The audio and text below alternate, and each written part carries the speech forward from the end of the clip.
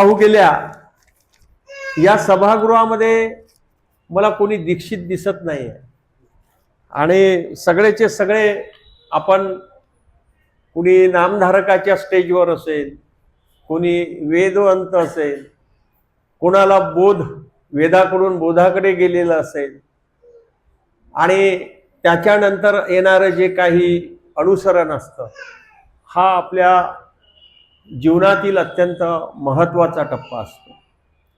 म्हणूनच मला असं वाटतं की सुदामदादांनी आणि बाबासाहेबांनी मला हा विषय दिलेला असावा की गृहस्थ धर्मीचा जो काही आचार आहे तर तो आपण कसा केला पाहिजे, कसा काढला पाहिजे, या दृष्टीच्या काही गोष्टी, काही लीळा चरित्रामध्ये त्या सुद्धा येतात आणि स्मृतीस्थळामध्ये सुद्धा त्या काही येतात, वृद्धाचारामध्ये सुद्धा काही येतात आणि परंपरेनं येणारी जी काही मार्गरूढी आहे, मार्ग परंपरा आहे, त्याच्याद्वारे सुद्धा या काही ज्या काही श्रुत गोष्टी आहेत, काही स्मृत गोष्टी आहेत, श्रुती आहे, स्मृती आहे, त्याच्यापर्यंत आपल्यापर्यंत हा जो सर्वज्ञ श्री चक्रधर स्वामींनी सांगितलेला जो धर्म आहे तो आपल्यापर्यंत आलेला आहे।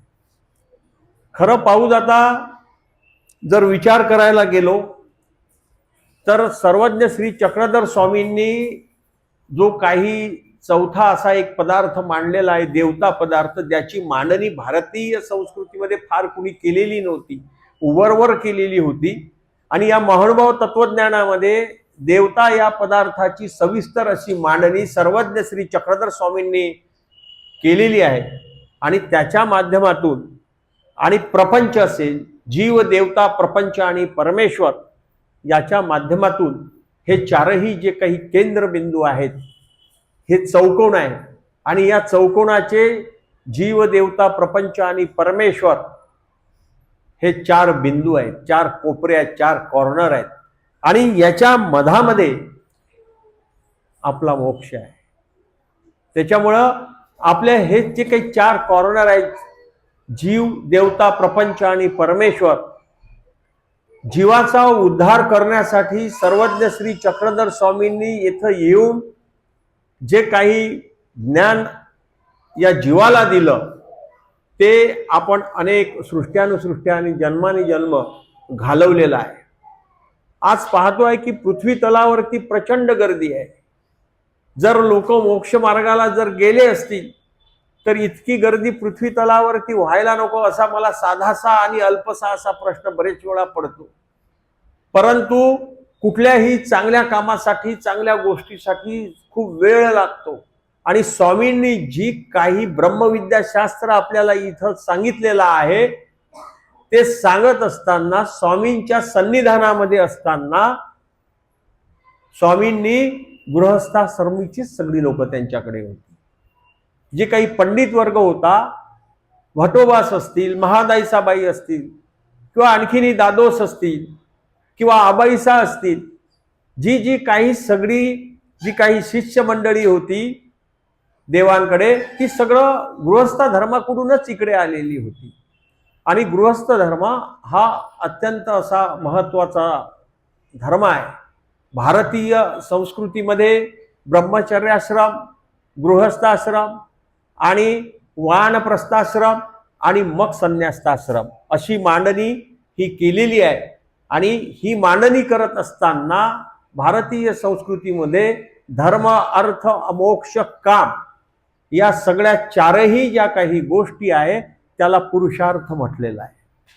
या आपला धर्म आपल्याला काढायचा आहे आणि तो धर्म आपल्याला आपल्या प्रपंचात राहून काढायचा आहे। प्रपंचाची अत्यंत सुलभ अशी व्याख्या स्वामींनी केलेली आहे, असे ते दिसे आणि दिसे ते नासे। आज या जगामध्ये दृश्य स्वरूपात आपल्या डोळ्यांनी ज्या ज्या गोष्टी दिसतायत त्या नष्ट होणार आहेत। मी आज इथं जन्म घेऊन आलो, आपणही कधीतरी नष्ट होणारच आहोत। आपण ही उभारलेली इमारत आहे किंवा रस्ते असतील, काहीही असेल, या सगळ्या भौतिक ज्या काही गोष्टी आहेत या प्रपंचाच्या बनलेल्या आहेत। म्हणजे अष्टधा प्रकृतीपासून, पंचमहाभूते आणि अष्टधा प्रकृतीपासून हा बनलेला जो प्रपंच आहे, हा प्रपंच अत्यंत महत्वाचा आहे.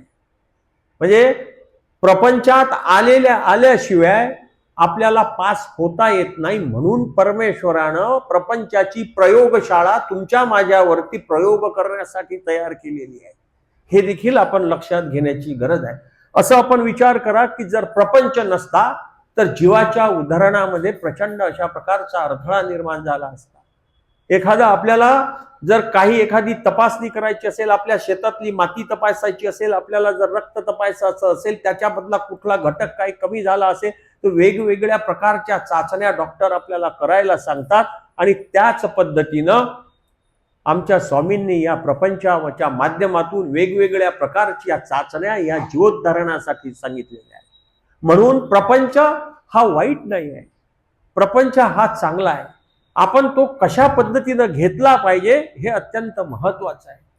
म्हणजे बऱ्याच वेळा असं होतं की त्रस निर्माण झाला प्रपंचाचा आणि मग लोक काही इकडे येतात आणि काही लोकांचं म्हणणं असं असतं की देवदेव जे आहे ते साधारणपणे 60 किंवा नातवंड झाल्यानंतर देवदेव केला पाहिजे. परंतु 8 वर्षा विकल्पू संचरे आपल्या ब्रह्मविद्या शास्त्रामध्ये आलेला आहे आणि ज्ञानाचा अधिकार हा 12 वर्षाने निघतो. तेव्हा आपल्या घरातल्या लेकरांना आपण 8 वर्षानंतरच उपदेश दिला पाहिजे. हे अत्यंत महत्वाचं आहे. आणि आपण ते उपदेश आपल्या मुलांना किंवा नातू असेल त्यांना आपण देण्यासाठी बराच जरा काही त्याच्याकडे दुर्लक्ष करतो, पुढाकार आपण घेत नाही. म्हणजे जो या पंथात आला, आपण आज सगळे या पंथामध्ये आलेलो आहोत, हे आपलं भाग्य आहे.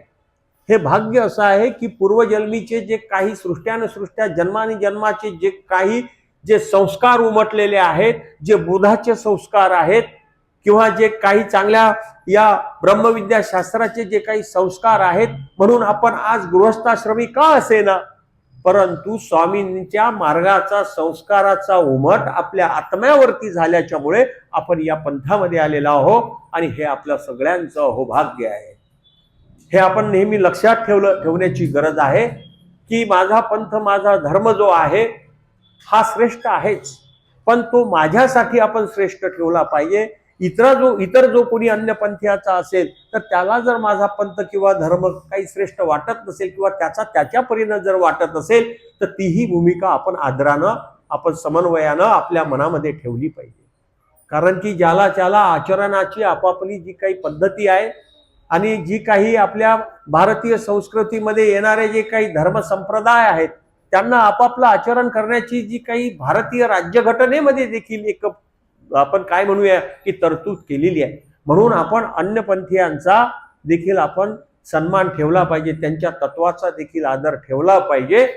आणि महानुभाव तत्वज्ञान आपल्याला तेच सांगतं की देवतेचा प्रचंड आदर महानुभाव पंथीयांनी ठेवलेला आहे. महानुभावांच्या तत्वामध्ये देवतेंची जी काही व्यावृत्ती केलेली आहे ती अत्यंत सविस्तर अशा प्रकारची व्यावृत्ती आलेली आहे की जगाच्या इतिहासामध्ये ज्या काही म्हणून तत्वज्ञानाच्या शाखा असतील वेगवेगळ्या धर्म संप्रदायाच्या, त्याच्यामध्ये देवत्या या पदार्थाची एवढी मोठी व्यावृत्ती कोणीच केलेली नाही आहे. आणि त्या ज्या देवता आहेत त्या देखील आपल्यासाठी अत्यंत महत्वाच्या आहेत. कारण की देवता हा जर पदार्थ नसता तर तुम्हा मला ज्या काही प्रतिकूल देवता आहेत, ज्या काही अनुकूल देवता आहेत, त्याचं अनुकूल देवतेंचं सहाय्य झालं नसतं आणि प्रतिकूल देवतेंचं जर आपल्याला त्याची जी काही आहे ती प्रतिकारांता आपली निर्माण झाली नसती. म्हणून देवता हा पदार्थ देखील अत्यंत महत्वाचा आहे. त्याचं कार्यकारण स्वरूप समजून घेत असताना माझ्या गृहस्थाश्रमी मी असताना या 4 पदार्थामध्ये मी कसा काय समन्वय ठेवेल, हे 4 पदार्थ म्हणजे जे आहेत ते अत्यंत महत्वाचे आहेत.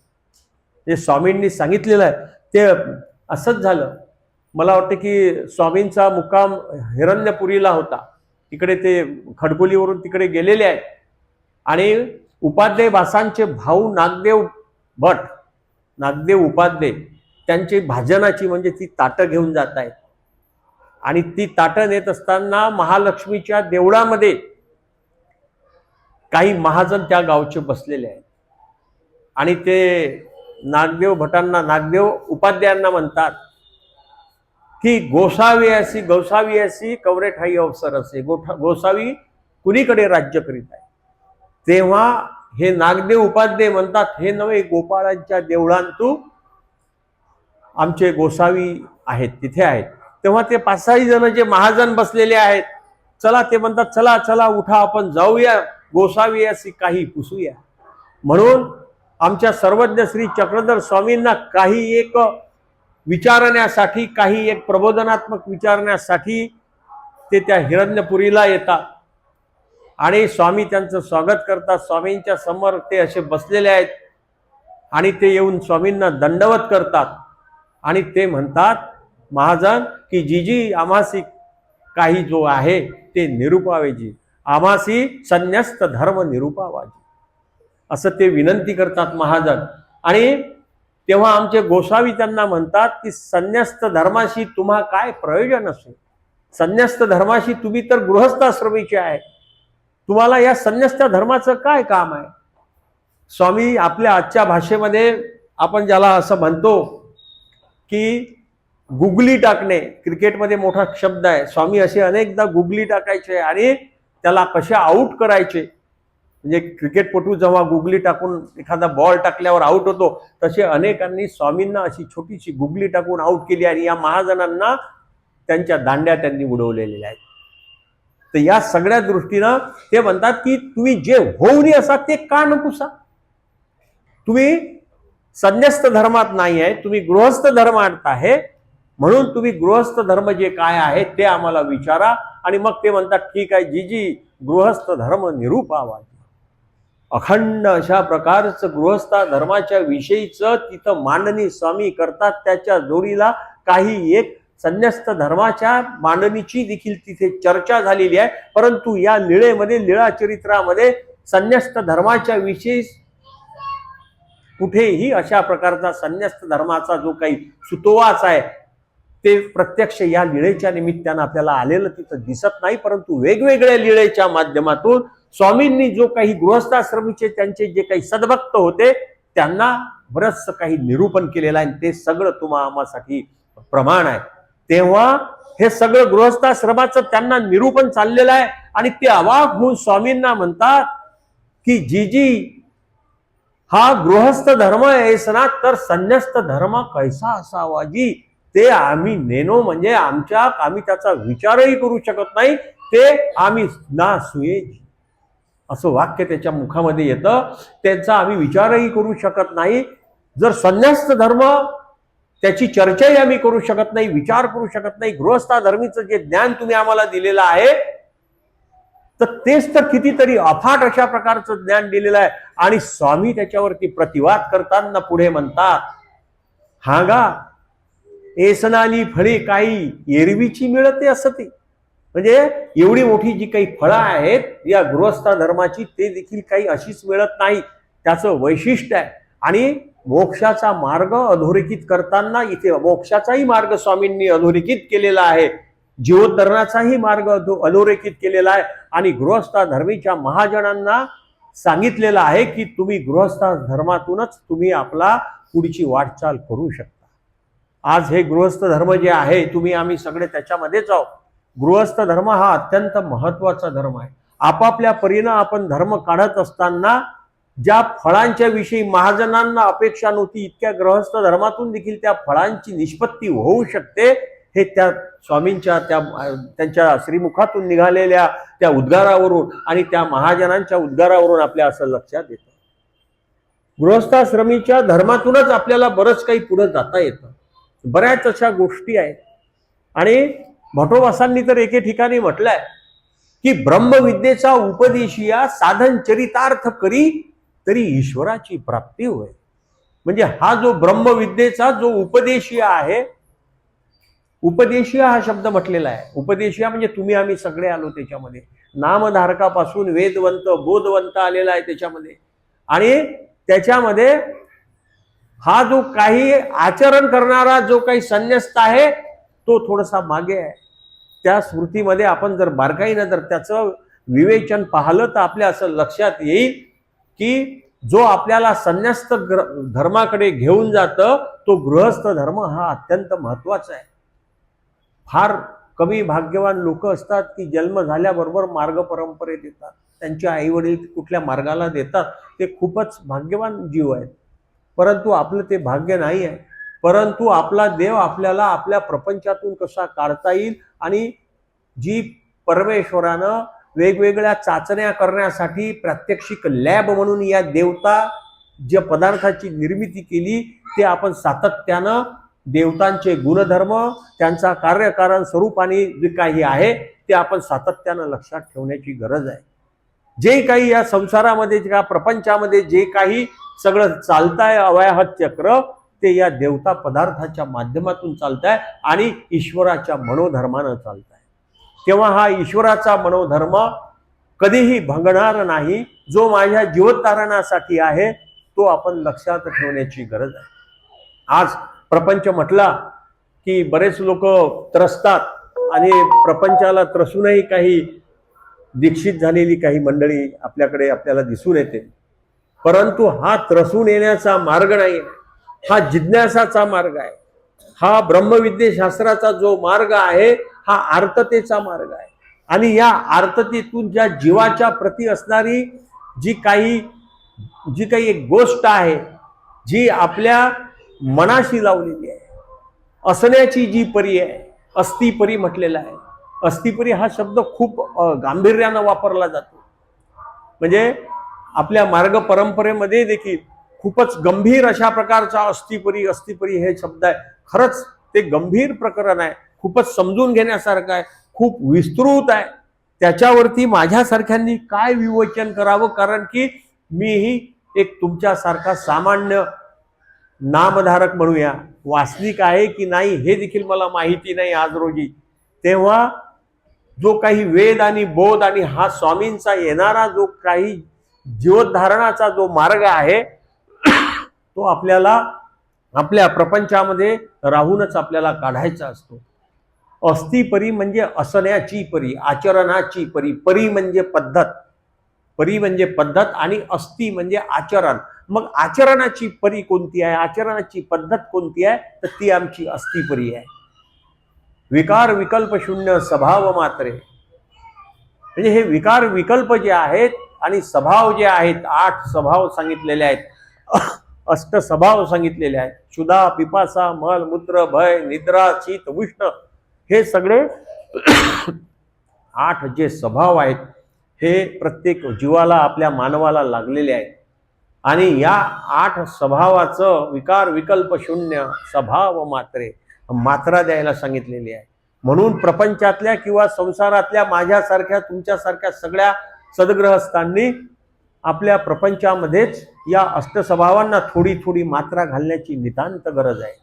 असं नसतंय की एकदम आम्ही दीक्षा घेऊ आणि त्या दीक्षा घेतल्यानंतरच मग आमचे हे अष्टस्वभाव आम्ही काहीतरी मोडून काढू. म्हणजे practice makes a man perfect अशा नावाची एक इंग्रजीमध्ये म्हण आहे की सराव हा माणसाला अधिकाधिक प्रगल्भ करत असतो, सराव हा माणसाला कौशल्याकडे घेऊन जात असतो. तसाच हा प्रपंचामधला आपला या अष्टस्वभाव जो आहे ते आपण केलं पाहिजे. आज आपण पाहतो आपल्या घरी की ताव्यावरची जर आपल्याला गरम पोळी जर मिळाली नाही तर लगेच आपण आपल्या बायकोच्या नावाने दूषणं देतो. जर आपल्याला पाहिजे ती वस्तू त्यावेळेस मिळाली नाही तर त्या दृष्टीनं देखील आपण चिडचिड करतो. म्हणजे प्रपंचामध्ये असताना या अष्टस्वभावाला जर आपण मात्रा दिली नाही तर मात्र पुढं आपलं काम कठीण होऊन बसतं. आणि ही मात्रा देण्यासाठी हा जो विषय आहे हा अत्यंत महत्त्वाचा विषय आहे. या अष्टस्वभावाची मात्रा लावण्यासाठी आपले जे मुलं आहेत लहान, जे समजदार झालेले आहेत, 15-16 वर्षाचे झालेले आहेत, त्यांच्यावरही आपण काही प्रयोग करण्याची गरज आहे. कारण की परमेश्वर जसं देवतेच्या माध्यमातून आणि परमेश्वर आपलं प्रपंचाच्या माध्यमातून आपल्यावरती काही प्रयोग करीत असतात आणि त्या प्रयोगातून, त्या चाळणीतून जर तो योग्य पद्धतीनं जर बाहेर पडत असेल तर आपल्याला पुढचा मोक्षाचा मार्ग आपला मोकळा होतो. नाहीतर चाळणीत आलेलं तुम्ही बाया मंडळी काय करता हे तुम्हाला माहिती आहे. चाळणीत आलेलं आपण फेकून देतो. मग देवानं जी चाळणी लावलेली आहे ती या प्रपंचाच्या, देवतेच्या आणि अशा या सगळ्या माध्यमातून लावलेली आहे.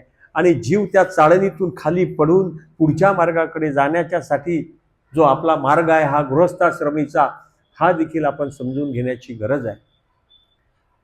भटोबासांनी जे म्हटलं की हा ब्रह्मविद्येचा उपदेशी या साधन चरितार्थ करी तरी ईश्वराची प्राप्ती होय. हे जे काही आपले साधन आहे ते साधन अत्यंत महत्वाचे आहे. चतुर्विध जे साधन आहे ते अत्यंत महत्वाचे आहे. स्थान, प्रसाद, भिक्षुक, वासनिक, त्यातले 2 जड आहे, 2 चेतन आहे, हे तुम्हा सगळ्यांना माहिती आहे.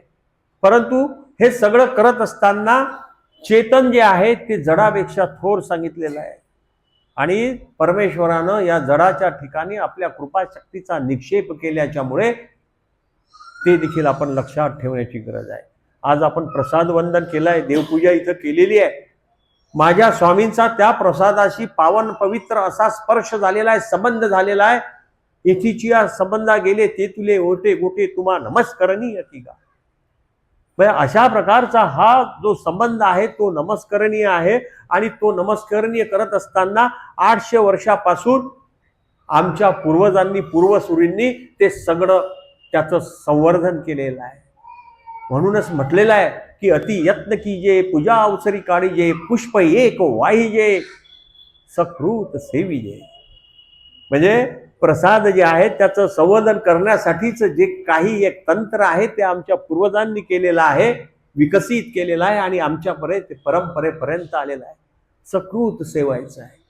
अत्यंत त्याच्यामधून मिळणारं जे गोमट आहे, जे आपण आयुष्यभर किंवा आपल्या दिनचर्येमध्ये जे ओक्त करत असतो, वाईट करत असतो, त्याचं क्षालन करण्यासाठी आपण प्रसाद काढत असतो.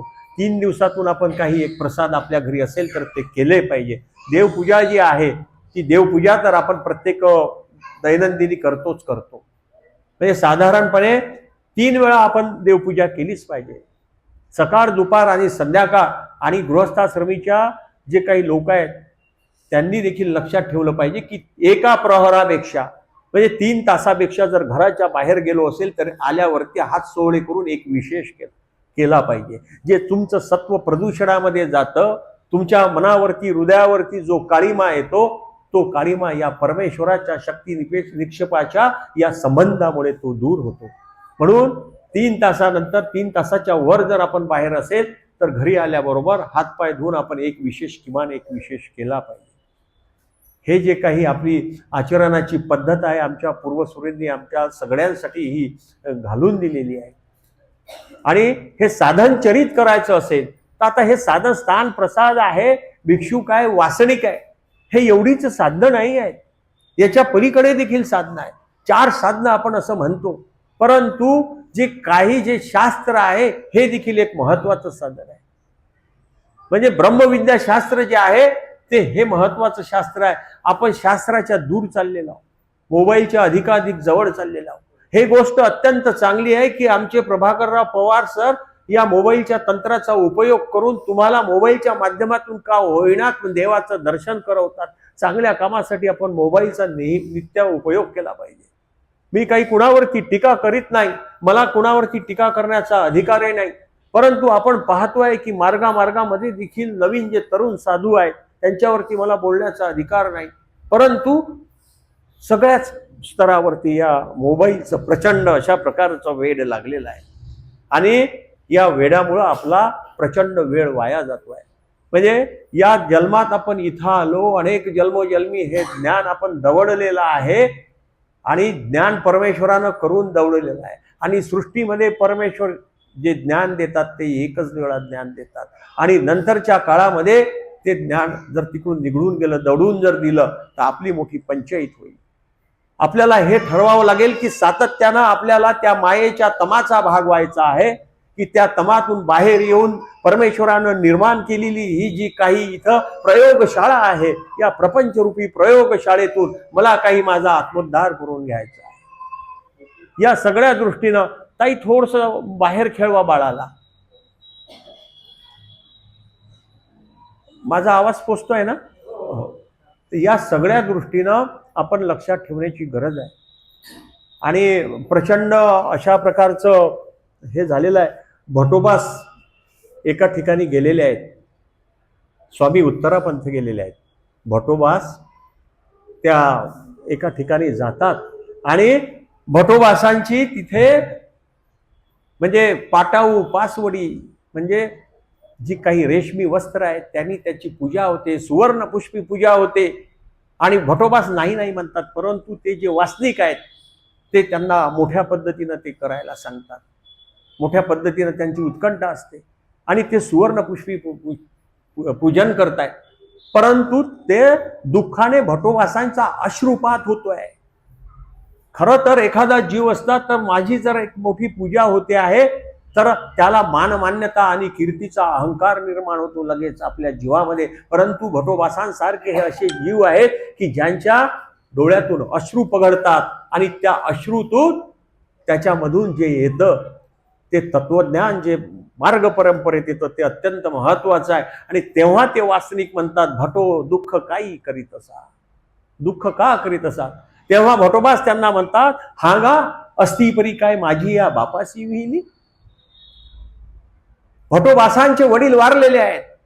भटोबासांनी स्वतःचा मेलेला बाप काढलेला आहे आणि सांगितलेलं आहे का जी अस्तीपरी आहे ती अस्तीपरी जी आहे, आचरणाची जी पद्धत आहे, अटन विजन भिक्षा किंवा जे निद्रा, जे काही 7 प्रकारचे आणि 11 प्रकारचे अशा प्रकारचे जे विधी आहे आणि 12 प्रकारचे जे सगळे धर्म आहेत ते धर्म मला काही एरवी तसेच काय माझ्या बापासाठी काढलेले. स्वतःचा बाप स्वतःच्या हातानं काढण्यासाठी एक मोठी मन लागते आणि ते काढलेली आहे. अशा प्रचंड प्रकारच्या अशा या अतिरेकानं आजचा काळ हा प्रदूषित झालेला आहे आणि स्वतःचा बाप त्यांनी त्याच्यामध्ये काढलेला आहे. आणि आपण आज पाहतोय की प्रचंड अशा प्रकारचं स्तोप गुरुजनांचा आदर करताना आपण करत असतो. गुरुजनांचा आदर आपण नक्कीच केला पाहिजे.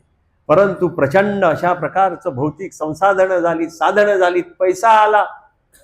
अहो, आमच्या भिक्षुकांनी उपाशी राहून 4-4 दिवस 5-5 दिवस उपाशी राहून एका वेळचं भोजन करून त्यांनी धर्म काढला.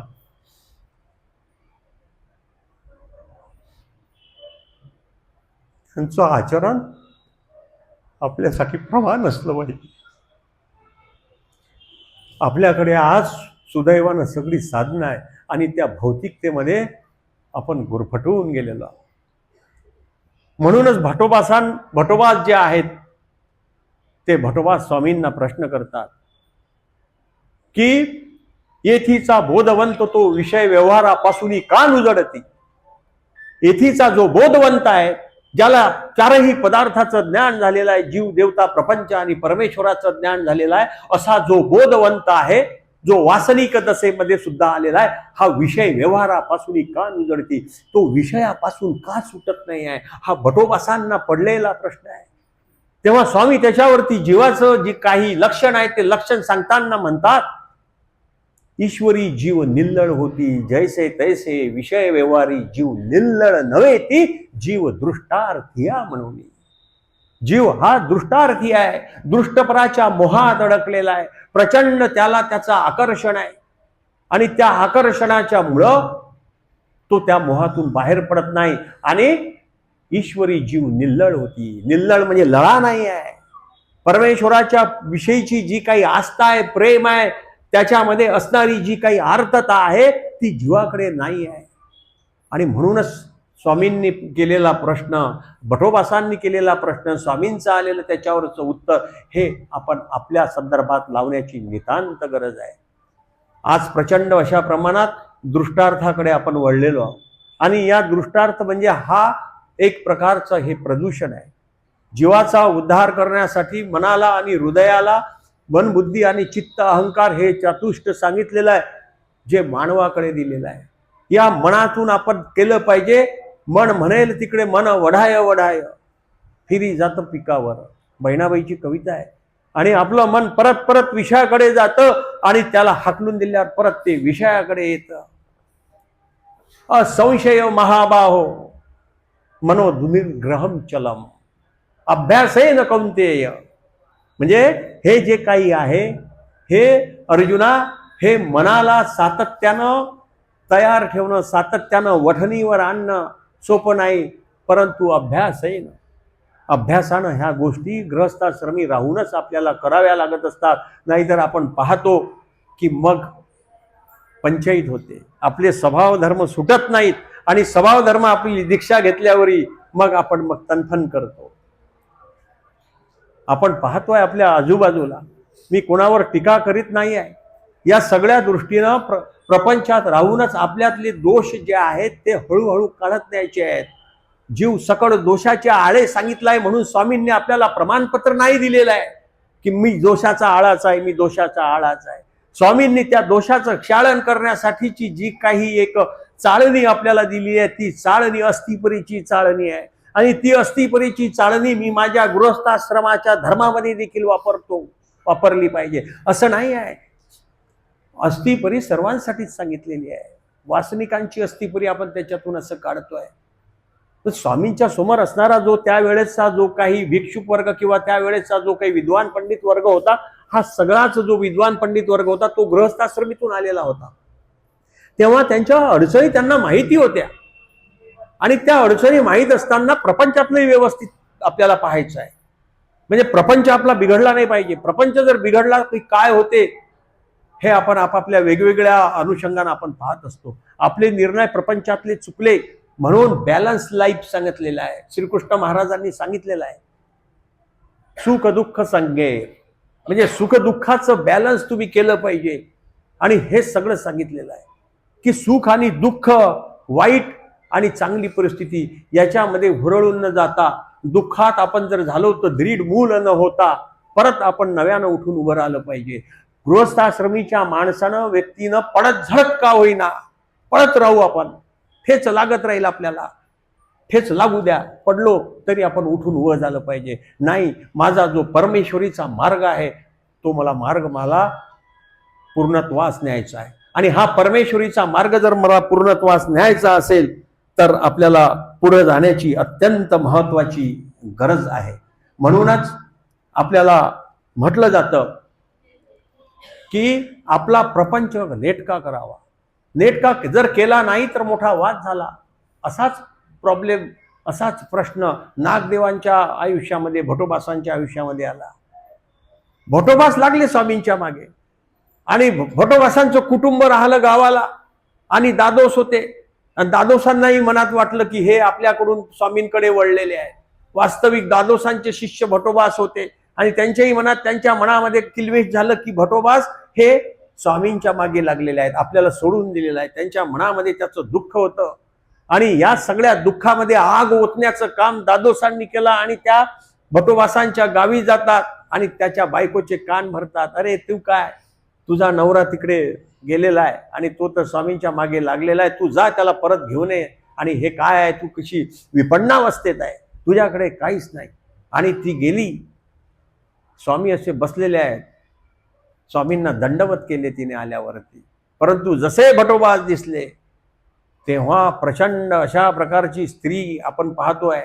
गृहस्थाश्रमी मी आहे. आपली स्त्री, एखादी आपल्या घरची महिला जर तिचा राग अनिवार्य झाला तर तो तापला तर त्या तापाच्या झटक्यात माणूस सहन नाही करू शकत. आपण पाहत असतो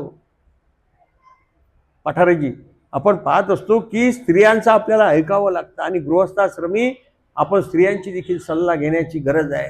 नुसतंच आम्ही पुरुष आहो म्हणून आपलं योग्य असते प्रत्येक वेळेस, अशातलाही भाग नाही. स्त्रीला देखील समानता स्वामींनी दिलेली आहे. तेव्हा ही गंगाई साहित्य जसे भटोबास दिसतात तेव्हा म्हणतात की जळो जळो ऐसिया पुरुषाचे जी आले, ते पुरुष अजूनही का जीता ती, जयाच्या स्त्रीला अन्न नाही वस्त्र नाही. लाच काढली, अगदी लाच काढून टाकली भटोबासांची. जळो जळो ऐसिया पुरुषाचे जी आले. अरे मरले का, जळ, अजून कसा जिवंत आहे तू. अशा प्रकारचं तिच्या मुखातून येणारं उद्वेगजनक जे वक्तव्य आहे ते स्वामींनी ऐकलं. आणि स्वामींनी तिला समजावलं की तुम्ही सुवासिनी म्हणून मिरवता ते काही कमी असे, हा जर तिकडे गेला असता सप्तधांडाळाचा तर आतापासून तुम्ही याच्यापासून केव्हाच विधवा झाल्या असत्या. मी त्याला वाचवला आला म्हणून इकडे बरा तरी आहे. तेव्हा गृहस्थ धर्माचं निरूपण स्वामींनी भटोबासांना केलेलं आहे. आणि सांगतात की भटो गंगाईसाला घेऊन गावी जा. ते महेश्वर पंडित त्या गंगाईसाच्या कडेवर आहेत आणि ते घेऊन जातात आणि यांची पूर्ण व्यवस्था लावून द्या. भटोबात जातात, शेतीवाडीची व्यवस्था लावून जातात आणि त्यांच्यासाठीचं जे काय आहे, घर नाही आहे, वस्त्र नाही आहे, धान्याची व्यवस्था करून देतात, बरोबर वाटण्या करून देतात. व्यवस्था लावून देतात. आणि स्वामींनी सांगितलेलं आहे बघा, परमेश्वर अवतार दस्तूर खुद्द जीवोद्धारक परमेश्वर अवतार सांगतात, मनुष्य जीवाला सांगतात. भटोबास हे मनुष्य जीव आहेत आणि त्यांना सांगतात की जा तुझा प्रपंच आधी व्यवस्थित सांभाळ. प्रपंच जर व्यवस्थित सांभाळला नाही तर तुला हे देखील व्यवस्थित करता येणार नाही. आणि अशा पद्धतीनं भटोबासांनी चरित्रामध्ये इलरीचे घर बांधून दिले, कौलारू घर बांधून दिले. आणि स्वामी आल्यावरती विचारता, हा का भटो काही व्यवस्था केली असे? आणि बाईसांना सांगतात की यांनी बरोबर व्यवस्था लावून आलेली आहे. भटोबास व्यवस्था लावून आलेले आहेत आणि प्रपंचातल्या पुरुषाने देखील घरची व्यवस्था लावून इकडे या संन्यास्त मार्गाकडे यायचं आहे. गडबड नाही करायची आहे, घाई नाही करायची आहे.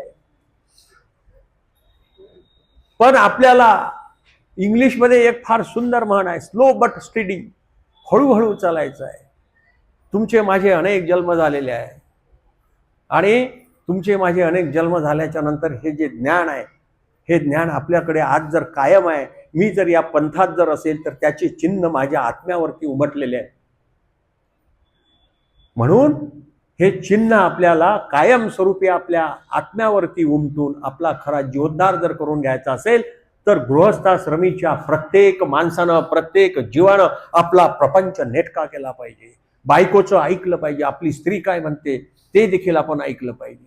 फार अहंकार जो आहे तो आपण सोडला पाहिजे. स्त्रिया हसतायत,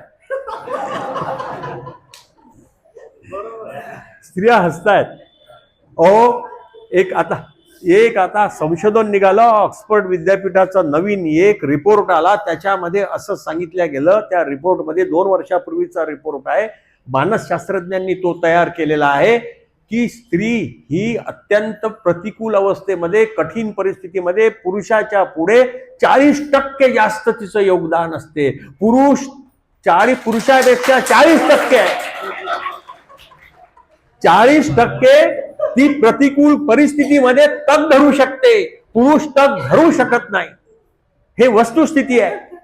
असे अनेक उदाहरणं आपण स्त्रियांचे पाहतो की अत्यंत अघटित परिस्थितीमध्ये ती दुःखात गेलेली बाई राखेतून फिनिक्स पक्षी उठून उडून उभा व्हावा, तशा पद्धतीनं या स्त्रिया आपल्या धर्माला धर्म धरू आहेत. तुमच्या घरामध्ये तुमच्या माझ्याकडून धर्म निघणार नाही, होणार नाही, परंतु तुमच्या माझ्या घरातला जो धर्म आहे खऱ्या अर्थानं फेविकॉल सारखा जर कोणी चिपकवला असेल तर या स्त्रियांनी चिपकवलेला आहे. तुमच्याकडून तुम्हाला वेळ नाही आहे त्रिकाळ आरतीला, परंतु या बायांना बरोबर वेळ आहे आणि ते सगळं बरोबर नियोजनपूर्वक करतात. मुलाबाळांचं करतात, शिक्षणांचं करतात. आपण त्यांना समर्थन दिलं पाहिजे, ते केलं पाहिजे. फक्त नुसतं इथं टाळ्या वाजवू नका. आणि स्वामींनी सांगितलं की आचरेल तयाचा धर्म, आणि गृहस्थाश्रमीचा जो धर्म आहे तो आपण आचरला पाहिजे, व्यवस्थित आचरला पाहिजे. विद्यार्थ्यांचं काम काय आहे? हा पोरगा जर 7वीत असेल, 5वीत असेल तर याचं काम आहे अभ्यास करणं.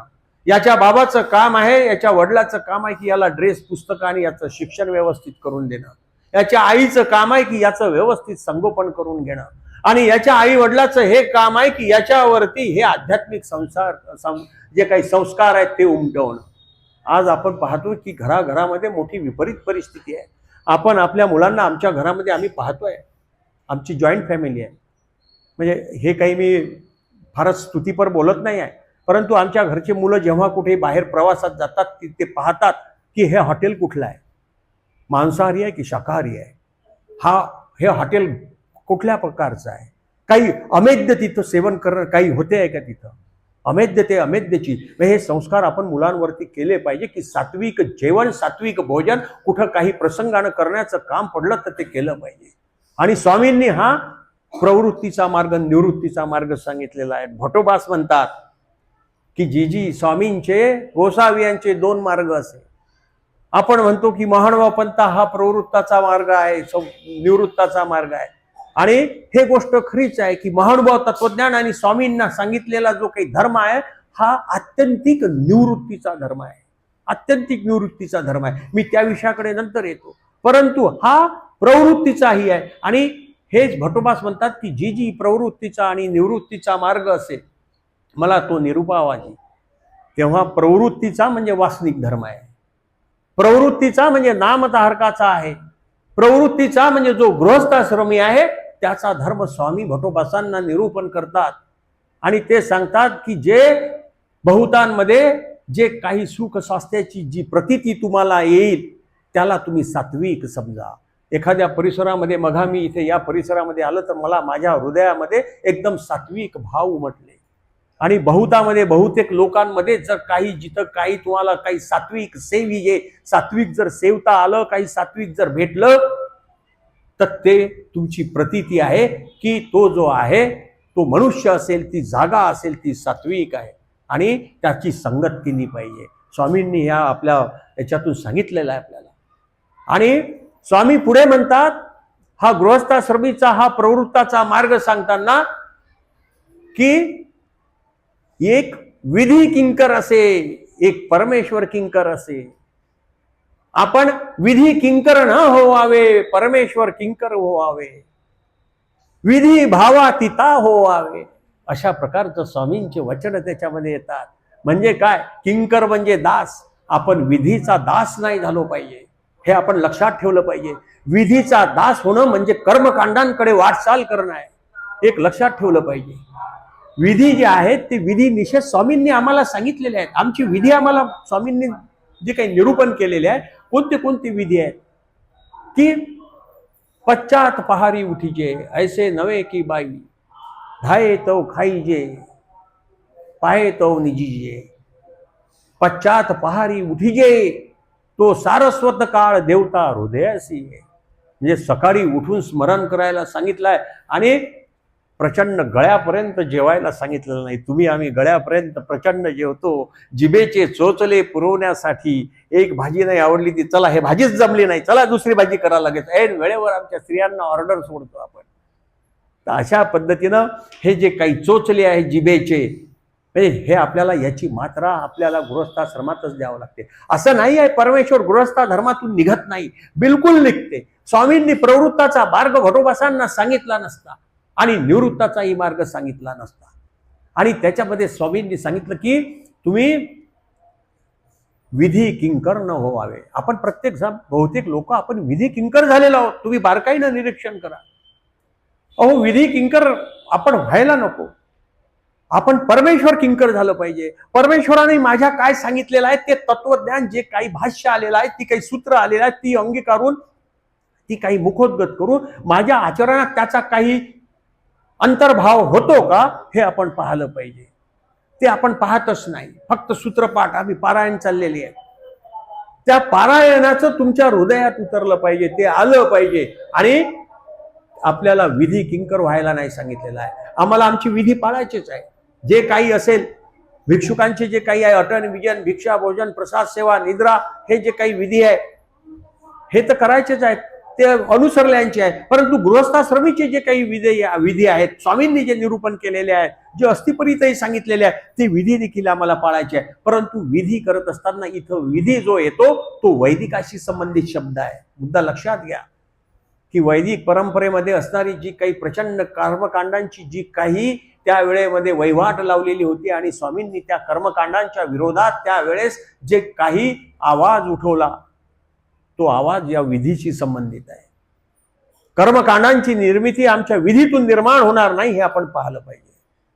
काही लोकांना माझं हे म्हणणं पटणार नाही. नसू दे की उद्बत्ती देवाजवळ काही बिघडत नाही, माझ्याजवळ खारीक आहे खारीकच ठीक आहे, पानं नाही आहे तर सोड जाऊ दे काही बिघडत नाही, विडा तसाच वाव काही बिघडत नाही आहे. देवाला भाव वाहणं महत्वाचं आहे, ते बाह्य स्वरूपाशी काही लेणं देणं नाही आहे. आणि असंच झालेलं आहे. भटोबास असे बसलेले आहेत, स्वामी असे बसलेले आहेत, बरेचसे शिष्य येत आहेत आणि ते शिष्य स्वामींचं पूजन करतायत आणि भटोबासांना खंती आहे मनामध्ये, स्वतःच्याच विषयीचा दारिद्र्यपणाचा प्रचंड अशा प्रकारचं दुःख आहे. आणि ते स्वामींना म्हणतात की जीजी माझ्याकडे परमेश्वर भजावया पूजावया काही द्रव्य नसे, माझ्याकडे मला तुमचं पूजन करायचं आहे परमेश्वराचं पण माझ्याकडे काही द्रव्य संपत्ती नाही आहे, काही द्रव्य संपत्ती नाही आहे. तेव्हा स्वामी त्याच्यावरती जे काही प्रतिवाद करतात जे उत्तर देतात ते आपल्या जीवनामध्ये आपण अंगीकारण्याची अत्यंत गरज आहे. स्वामी म्हणतात हा भटो हांगा परमेश्वर जो आहे तो काही अन्य सामुग्री भजावा पुजावा लागतो असे? या काही खारीक बदाम आणि नारळ आणि पोफळ किंवा हारण तुरे याने काही परमेश्वराने भजावा पुजावा लागतो असे? परमेश्वर कायसेनी भजावा पुजावा या लागत येऊ नसे. तो आठवणे स्मरणे चिंतने मनने कीर्तने पूज्य भज्य की गा. परमेश्वर प्रत्येही आठवावा. या बाह्य साधनांचं देवेत आपल्या परमेश्वराचं भजन पूजन होऊ शकत नाही. या बाह्य गोष्टी आहेत त्या आपण आपल्या व्यवस्थेसाठी वापरतो. वापरा, हरकत नाही, काही हरकत नाही, वापरा. परंतु हे करत असताना तुमच्या हृदयातला जो भाव आहे तिथं असं नाही उमटला पाहिजे की माझ्याकडे फक्त सुपारीच होती, मी बदाम आणि खारीक आणि त्याची पानं नाही ठेवू शकलो. हा जो अप्राप्तीचा भाव आहे हा परमेश्वराच्या भावाशी संबंधित असला तर अधिक सोयीचा आहे. पण तो त्या वस्तूच्या भौतिक वस्तूशी संबंधित असेल तर मात्र तुम्ही विधी किंकर होत आहात. विधी किंकर होण्याची अनेक लक्षणं आपण पाहतोय. प्रचंड प्रकारच्या अशा प्रकारचं हे चाललेलं आहे की जसं असेल ज्या परिस्थितीमध्ये जी काही साधनं उपलब्ध असतील, जे काही असेल त्याच्यातच आपला देव भागवायचा आहे. असं नाहीये, कमीपणा वाटून नाही घ्यायचा आहे. आज हे काही इथे जे काही अन्नदानाचं झालं असेल, काही खर्च केला असेल तुमच्या याच्यामध्ये, मला सांगितलं दादांनी, सुदाम दादांनी, आणि दादाही मग बोलले की आमचं एक वर्षभराचं शेड्यूल लागलेलं आहे. ते शेड्यूल तसंच नाही लागलं, तुमचं सगळ्यांचं योगदान आहे त्याच्यामध्ये, म्हणून ते शेड्यूल लागलेलं आहे. ती कार्यक्रम पत्रिका, मंदिर तसंच नाही चालत. हे मंदिर चालवण्यासाठी तुमचं प्रत्येकाचं अल्पसल्प का होईना प्रत्येकाचं योगदान आहे. आणि ते योगदान करत असताना तुम्ही त्याच्यामध्ये काही ना काही योगदान दिलेलं आहे. म्हणून भटोबास म्हणाले की ये मार्गी केली क्रिया काही वाया न वचे. एका भक्ती कारण होईल, एका ज्ञानाकारण होईल, एका वैराग्याकारण होईल. कुठं ना कुठं त्याचा लाभ तुम्हाला मिळणार आहे. आणि हा जो लाभ आहे हा अप्रत्यक्ष लाभ आहे, इनडायरेक्ट लाभ आहे. आणि हे करत असताना खूप मोठी शेखी मिरवण्याची गरज नाही. आज आमची पंगत आहे, आपल्या गृहस्थाश्रमीच्या धर्मातल्या लोकांना खूप कॉलर टाईट करून सांगायची पद्धत आहे. आमची पंगत होती, 500 लोक जेवले. देवाला काय करायचं आहे तुमच्या 500 लोकांचा? ही कीर्तीपर क्रिया जाते, मुद्दा लक्षात घ्या. त्याच्यातला एक जरी महत्वाचा जो कोणी पात्र असेल तर तो तुमच्यासाठी महत्वाचा आहे. कोणतं पात्र कसं आहे हे तुम्हाला आम्हाला कोणाला माहिती नाही आहे, आणि कोणत्या निमित्तानं भेटेल हेही आपल्याला माहिती नाही. मुद्दा हा महत्वाचा असा आहे की कीर्तीपर क्रियेपासून आपण दूर गेलं पाहिजे. अंडरवर्ल्ड मध्ये डॉन नावाची एक संकल्पना आहे. ते कोणाला मारायचं असेल तर काहीच ते कानोकान कोणाला खबर राहू देत नाही. इसको उडा नाही तो इसको उडून टाका म्हणते. या धर्माच्या कार्यात आपण जे काही दान दिलं पाहिजे ते अंडरग्राऊंड दिलं पाहिजे. आपण त्याच्यातले डॉन झालो पाहिजे. हे समजणं अत्यंत महत्वाचं आहे. त्याचं फार स्तोम मिरवण्याची गरज नाही. उलट तर तुम्ही एखाद्यानं कोणाची पंगत असेल तर त्यानं सांगायचं आहे दुसऱ्यांना, नाही नाही भाऊ हे सामूहिक पंगत आहे, माझी नाही आहे. हे मोठेपणा घेण्याची गरज आहे. आणि प्रचंड याच्यामुळे बुद्धी जाड्य येतं. कीर्तीपर याच्यामध्ये जर गेलो आपण तर प्रचंड अशा प्रकारचं जाड्य येतं. आणि स्वामींनी सांगितलेलं आहे की या भटोबासांच्या निमित्ताने की या भौतिक साधनापासून माझं भजन पूजन केलं जाऊ शकत नाही. तुला जर काही करायचं असेल तर माझं स्मरण कर, काय जे काही मनन आहे, चिंतन आहे ते कर. भटोबास म्हणाले, स्वामी म्हणाले की मनन चिंतने आणि मंथने ज्ञान होती, ज्ञान वाढती. आणि विपरीत बुद्धी अन्यथा वार्ता आणि जड बुद्धी यानं धर्माची ग्लानी येते, धर्म जाते. आपण बरेचदा म्हणतो की यदा यदा ही धर्मस्य ग्लानिर्भवती भारत. आणि या धर्माला ग्लानी आल्यावर परमेश्वर येईल आणि त्याचं जे काही सृजाम्यहम आहे, त्याचं जे काही सृजन आहे ते होईल. आपण प्रत्येकानं धर्म आचरत असताना या गृहस्थाश्रमीच्या माणसानं पाहिलं पाहिजे की या धर्मामध्ये मी काही अधर्म तर घुसडवित नाही. श्रीकृष्ण महाराज येतील तेव्हा येतील, परंतु या धर्मामध्ये अधर्म तर मी घालत नाही आहे का. हे जे काही वचन आहे, हे काही सूत्र जे आहे ते फक्त कौरवांसाठी नाही आहे, ते तुमच्या माझ्यासाठी देखील आहे. आजही सप्रमाण आपण आपल्याला लावलं पाहिजे. या धर्मात तर मी काही अधर्म घालत नाही आहे. माझ्या स्वामींनी मला जो काही अस्तिपरीचा धर्म सांगितला असेल, माझ्याकडून जसाही काही तुटत फुटत करता येत असेल तो करण्याचा मी प्रयत्न केला पाहिजे. असं नाही आहे की एकाच वेळेस माणसाकडून सगळं होईल. बऱ्याच ज्या स्वभावाच्या गोष्टी आहेत त्याला मात्रा देत टप्प्याटप्प्यानं आपल्याला पुढे न्यायचं असते. आणि हा जो धर्म आहे, हा धर्म आपल्याला शेवटाला जर न्यायचा असेल तर ही रणभूमी आहे. गृहस्थाश्रम ही रणभूमी आहे. प्रत्येकाला असं होत नाही की प्रत्येकाला दीक्षाच घडेल म्हणून, नाही होत दीक्षा. माझ्या पाहणीत असे काही लोक आहेत की 70-75चे झालेत पण नाही दीक्षा होऊ शकली त्यांची. 56ची वयोमर्यादा आपल्या पूर्वसूर्यांनी आपल्याला दिलेली आपल्या ब्रह्मविद्या शास्त्रामध्ये येतं, परंतु त्या 56च्या मध्ये येत असताना नाही होऊ शकत. परंतु 56च्या नंतर जर काही होत असेल तर देवाने त्याला काही वाढीत टाकून दिलेलं नाही आहे. आणि असे काही लोक वासनिक माझ्या नजरेत आहेत आमच्या भागातले, तुमच्याही भागात काही 1-2 लोकांच्या मी संपर्कात आहे. ते शर्ट पॅन्टमध्ये आहेत, परंतु असं समजा की अस्थिपरीच्या दृष्टीचं जे आचरण आहे ते त्यांचं त्या तोडीचं आहे. मी कोणावर टीका करीत नाही, मी एखादा भिक्षुक जरी जे आचरण करत नसेल पण एखादा वासनिक ते आचरण करतो हे देखील महत्वाचं आहे. तो आम्हाला तेवढाच जो वासनिक आहे आमचा, ज्याची वासना निकी तो वासनिक, जो या प्रपंचाच्या याने जो काही आहे तो पोळलेला आहे तो वासनिक आहे. ज्याला अनुसरण्याची वासना आहे, इच्छा आहे तो वासनिक आहे. आणि असे वासनिक दुर्मिळ वासनिक आहे. म्हणून मी बोलताना पवार साहेब या व्याख्यानातून बोलताना हे खूप सोपं आहे, व्याख्यान सांगणं खूप सोपं आहे, परंतु त्याचं आपण त्या व्याख्यानातला आपल्या दैनंदिन जीवनामध्ये व्याख्यात्याने आणि सोप्याने आपण जर काही आपल्या दैनंदिन जीवनामध्ये त्याचा थोडा जरी अंतर्भाव करू शकलो आपण, तर स्वामींच्या मार्गाकडे आपली वाटचाल झालेली आहे आणि स्वामींनी आपल्याला ग्रीन सिग्नल दिलेला आहे हे समजण्याचं ते लक्षण आहे. विधी भावातीता न होवावे. आपण परमेश्वर किंकर झालो पाहिजे. गृहस्थाश्रमीचा जो काही दुसरा धर्म सांगितलेला आहे की आपण विधी किंकर न होता परमेश्वर किंकर झालो पाहिजे, परमेश्वराचा दास झालो पाहिजे. मग परमेश्वराने सांगितलेल्या ज्या कोणत्या गोष्टी आहेत त्या मी केल्या पाहिजे. महात्मेनी प्रिय वक्ते व्हावे, महात्मेनी सत्यार्जीवा व्हावे, अहंतेचे मूळ सखंदी उपडावे ना एका, मग शांतीचे रोप लावावे, एरवी अंकुर निघती. इथं माझ्या शेजाऱ्याशीच रोज सकाळचं भांडण होते. हे योग्य नाही आहे. जो येथीचा उपदेशी आहे, येथीचा ब्रह्मविद्या शास्त्राचा जो अभ्यासक आहे त्याचं भांडणच नाही पाहिजे. त्याचं भांडणी होत असेल तर त्यानं म्हटलं पाहिजे की बाबा तू श्रेष्ठ आहे, तू माझा मोठा भाऊ आहे, वयानं जरी मी मोठा असेल तर तू मोठा आहे, तू श्रेष्ठ आहे, तुझंच बरोबर आहे, माझंच चुकलं, माफ कर. तिथून पळवाट काढायची आहे. जिथं जिथं तुमच्या माझ्या मनामध्ये असं जे काही द्वंद्व निर्माण होईल, आकस आणि द्वेष घेऊन तुम्ही नाही पुढे जाऊ शकत. आकस आणि द्वेष घेऊन तुम्ही पुढे जाऊ शकत नाही. आणि आपण पाहतोय की विधी प्रचंड अशा प्रकारचे जे आहे ते किंकर आपण झालेलो आहोत. प्रचंड रोषणाई, देवाला रोषणाईची गरज नाही आहे, रोषणाईची गरज तुम्हा आम्हाला आहे. टीका म्हणून बोलत नाही आहे, पण आपण पाहतो की आपल्या गुरुजनांचं स्वागत आदर सत्कार आपण बिलकुल सप्रमाण केला पाहिजे. आपल्याकडे ती पद्धती आहे, परंतु त्याचं प्रचंड अशा प्रकारचं जे भौतिक वस्तूचं जे काही प्रचंड अशा प्रकारचा जो काही त्याच्यामध्ये उपयोग होतो आहे त्याच्यातून प्रदूषणाची निर्मिती होते आहे. मी पाहिलं की अधिकरणांचं आपण जे स्वागत करतो वासनिक लोकांचं चुकते आहे. वासनिक लोकांचं चुकते की फटाक्यांच्या प्रचंड अशा प्रकारचा फटाका आहे, त्या फटाक्याच्या त्या धुरामध्ये आपण आपल्या अधिकरणांचं स्वागत करतो. त्या अधिकरणांनाही ते अपेक्षित नाही आहे, त्यांना वाटते हे नको आहे. परंतु वासनिक म्हणतात, जे नामधारक म्हणतात तेच पुढे पुढे करतात. नाही बाबा हे करा, हे करा, ते करा. त्यातून खर्चही होतो, प्रदूषणही होते आणि तुम्ही त्याच्यामधल्या दोषाचे साक्षीदार होता, भागीदार होता. हे कुठेच आपल्या शास्त्रात लिहिलेलं नाही आहे. फटाक्याने प्रचंड मोठ्या प्रमाणात त्याचं आपण स्वागत केलं पाहिजे.